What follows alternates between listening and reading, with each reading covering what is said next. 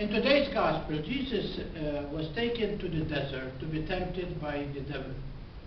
And we see in the first reading today how the chosen people of God kept their promises, because not only they remember what they were, aliens, and now they become heirs of the promised land, but also they promised to give God his due. And that's why they give 1/10 of what produce in their fields to the Lord. They bring it in a basket to the priest, and he will put it in front of the Lord.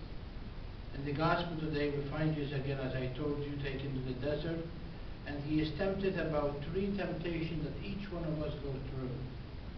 The temptation of food, the temptation of the world and its richness, the temptation of abusing sometimes our power by even tell God what to do. In the first one we see that Jesus reminds the devil, as he reminds each one of us, that we do not live by bread alone, but by every word that comes from the mouth of God. That's what we say in our Father, give us this daily bread. The daily bread is the word, the guidance that we need from him, so that we will be satisfied and also equipped for the journey. We know that sometimes the hunger of the world is not just hunger physically, but that hunger for God, hunger that we need to really understand the importance of our life, to seek God constantly, to be able to know God, and to be able to really give God time to talk to us and give us direction. The temptation of Jesus was taken by the devil and show him the word and ask him to kneel in front of him so that the devil will bestow the richness of the word to him. Remind us of the materialism that we are living today. How many times the devil really play a good game with us. Sometimes we give our souls to him, the way we act, the way we talk, the way we cling to our possessions. And sometimes they make them our gods. Little we know that they are creatures. They are not going to give us the true happiness. The true happiness comes from him. The true happiness that comes from the Father, Jesus Christ. The third temptation is that Jesus was taken on the highest point of the temple, and the devil asked him to throw himself, because as written in the scriptures, now the devil become very clever now. He's quoting the scriptures. Remember, the devil knows scripture too, and he quoted whenever is good for him. He is telling Jesus to jump from that point, so the angels will come and hold him, so he will not hit his feet to the ground. How many times after we have done so many evil and sometimes caused someone so much trouble, we expect God to make miracles, to heal us, to give us, a change, to raise away everything. But we know that many times we have to face the reality that we have to live with the consequence. We need to do the best we can. Yes, God will come to our rescue, but we have to do our best. And we have to really stay away from that moment that we pretend that God is a buzzer. God is not there to be our slave. He is our Lord. And so we give God his due by worshiping him, adoring him, and also petition him, and even in times of those moments, we ask him to come and help us. This is what Jesus is saying to him, to really do not tempt the Lord. How many times we tempt the Lord? Because the Lord is asking us not to go this avenue, not to take this product, not to destroy our bodies. But unfortunately, sometimes, we have 2 ears, one to listen to God and the other to listen to the world.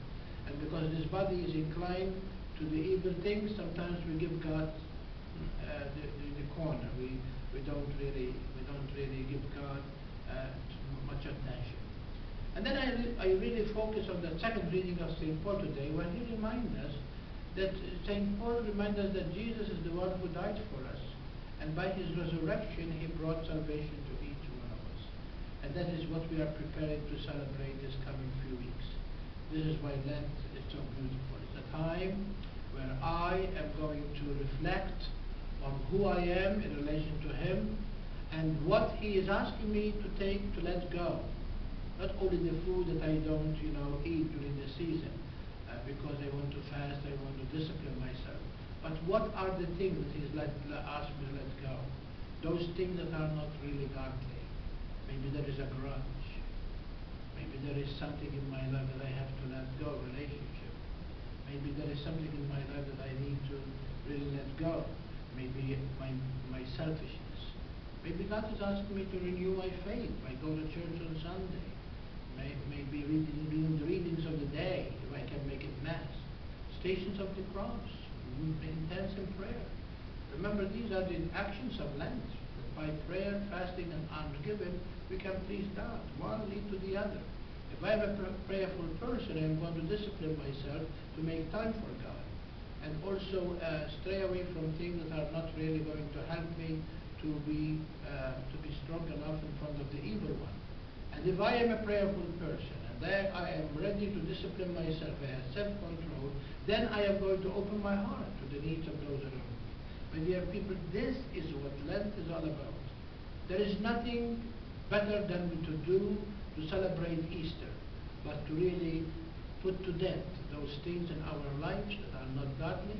And then at Easter we can celebrate the life that we have, with God, and the victory that we have done over sin.